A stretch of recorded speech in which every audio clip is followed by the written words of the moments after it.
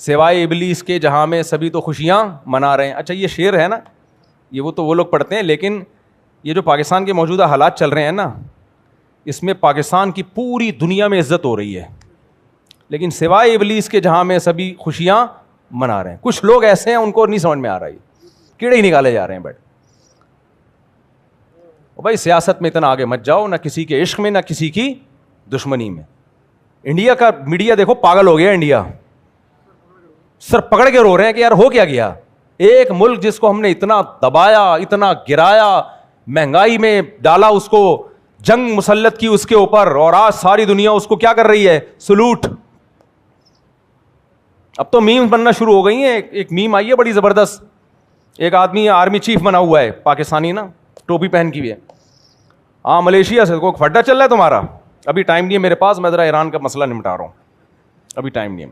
بڑا زبردست میم بنائی ہے اس نے. سعودی عرب بادشاہ کا فون آیا, واللہ ہادا واللہ پریشانی, واللہ ٹینشن ایران. اس نے کہا آج اتوار ہے, چھٹی والا دن ہے, پیر کے دن رابطہ کریں آپ. یہ بھرم ہے پاکستان کے بھائی. ابھی ڈونلڈ ٹرمپ کہہ رہا ہے بھائی بتا اگر ماروں, ابھی ایران پہ اٹیک کروں, بڑکیاں میں نے بہت لگا دی ہیں, ٹویٹ بھی کر دیا ہے, ماروں, لیکن ڈر یہ بھی ہے کہ وہ بھی مارے گا پھر. تو جناب حافظ صاحب ذرا بتائیے. حافظ صاحب کہہ رہے ہیں ذرا ٹھہر جائے, سسرال سے میرا فون آیا ہوا ہے, مجھے ذرا کام سے جانا ہے, قرآن خوانی نمٹا کے آ رہا ہوں میں. کل 5:06 پہ آپ رابطہ کیجیے, اور ٹائم پہ آنا, ورنہ کوئی گارنٹی نہیں. یہ چل رہا ہے پاکستان. پہلی دفعہ اتنی عزت ملی ہے بھائی. سوائے ابلیس کے جہاں میں سبھی تو خوشیاں منا رہے. لیکن کچھ لوگوں کا دماغ خراب ہو گیا ہے, کچھ صحافی ایسے ہیں پاگل ہوئے ہوئے ہیں. ابے تو ڈونلڈ ٹرمپ اور ان کی پہلے سے ملی بھگت تھی, ابے یہ تو پہلے سے گیم کھیلے ہوئے تھے انہوں نے, بس کر دو یار. انڈیا کو دیکھو کیسا بوکھلا گیا ہے, وہ پاگل ہو گیا انڈیا. یہ جو ہم نے جنگ جیتی ہے ہندوستان سے, پھر اور بھی محاذوں پہ ہم جنگ لڑ رہے ہیں, وہ بھی جیت رہے ہیں الحمدللہ. اور سعودی عرب ہماری طاقت کو دیکھ کے ہم سے اتحاد کر رہا ہے حرمین بچانے کے لیے, اور بہت سارے ملک ہم سے رابطہ کر رہے ہیں. لوگ یہ سارا کریڈٹ دیتے ہیں آرمی چیف کو. میں یہ سمجھتا ہوں کہ یہ ظلم ہے. یہ آرمی چیف کو کریڈٹ یقیناً جاتا ہے, لیکن یہ پوری فوج کو جاتا ہے. اس میں ہماری ایئر فورس بھی ہے, ہمارے جو جوان ہیں جو آگے بارڈر پہ قربانیاں دے رہے ہیں. آپ کے پاس جان دینے والے فوجی نہ ہوں تو اکیلا آدمی کیا کر سکتا ہے. لیڈر کا حوصلہ جب بڑھتا ہے, جب اسے پتا ہو کہ میرے جو جوان ہیں وہ ہلکے نہیں ہیں,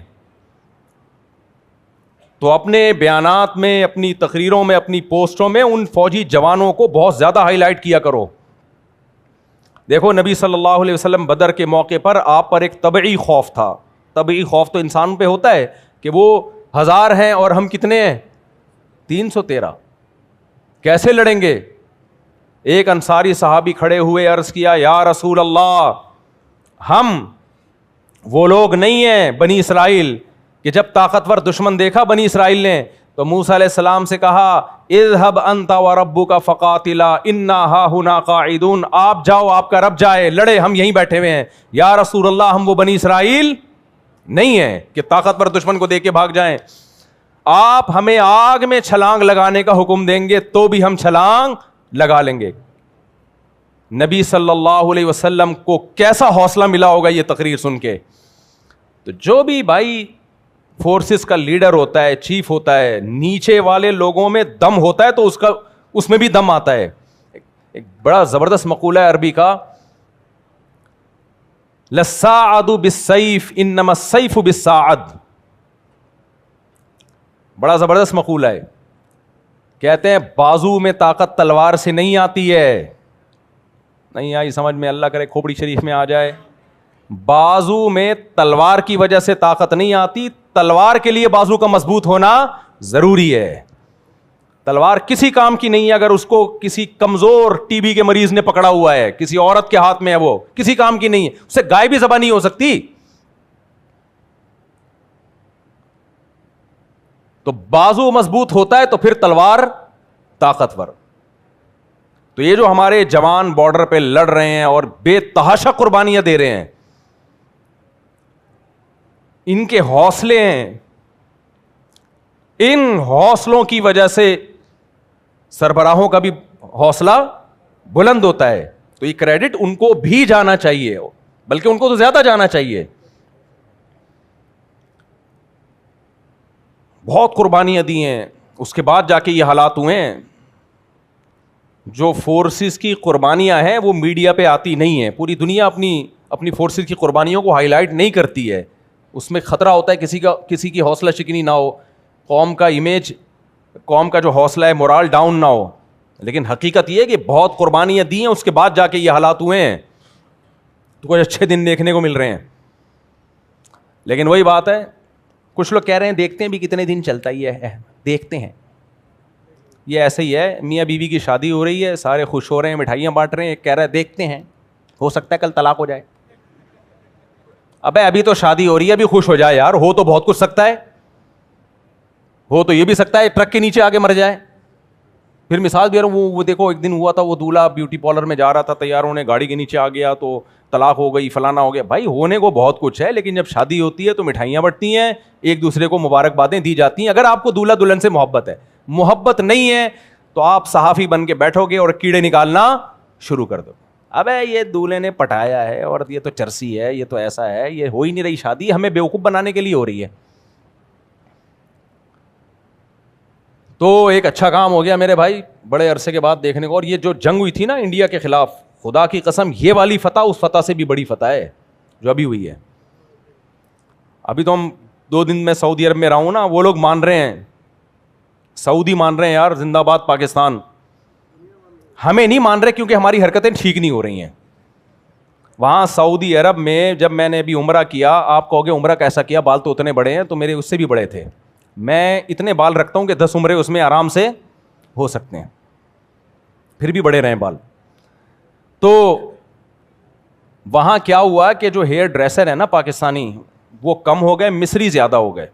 تو وہیں کے پاکستانیوں نے ہی بتایا کہ اتنا گورنمنٹ آف سعودیہ نے پاکستانیوں کو تنبیہات کی کہ بھائی کسٹمر کو وہاں جا کے نہ پکڑا کرو, تمہاری دکان پہ آگے بیٹھ جائے گا, اس کے بال کاٹ دیا کرو.